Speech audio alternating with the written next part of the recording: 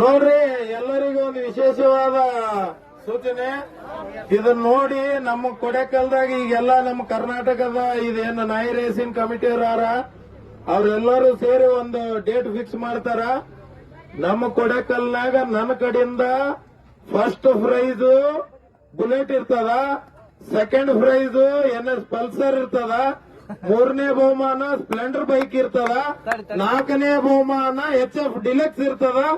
ಎಲ್ಲ ಇದೆ ನಾಯಿನ್ ರೇಸಿನ ನಮ್ಮ ಕರ್ನಾಟಕದ ಎಲ್ಲ ಯುವಕರಿಗೂ ಆಮೇಲೆ ಕಮಿಟಿಯರಿಗೆ ವಿನಂತಿ ಮಾಡ್ಕೊಳ್ಳೋದು ಒಂದೇ, ಬಹುಮಾನ ಜಮಾಯಿಸಿಕೊಡೋದು ನನ್ನ ಕಡೆ, ನಡೆಸಿಕೊಡೋದು ನಿಮ್ ಕಡೆ. ಎಲ್ಲ ನಾಯಿ ಪ್ರೇಮಿಗಳಿಗೆ ವಿನಂತಿ ಮಾಡ್ಕೊಳಕತ್ತೀನಿ ನಾ ಈಗ. ಯಥಾಪ್ರಕಾರನು 10 ಬಹುಮಾನಗಳು ಇರ್ತಾವ. ಇವು 4 ಬೈಕು, 6 ಬಹುಮಾನ ಏನದಲ್ಲ ರೊಕ್ಕ ಇರ್ತದ. ಅದನ್ನ ಮುಂದೆ ಅನೌನ್ಸ್ ಮಾಡ್ತೀವಿ, ಗ್ರೂಪಿಗೆ ಬಿಡ್ತೀವಿ ಅಂತದ್ದು.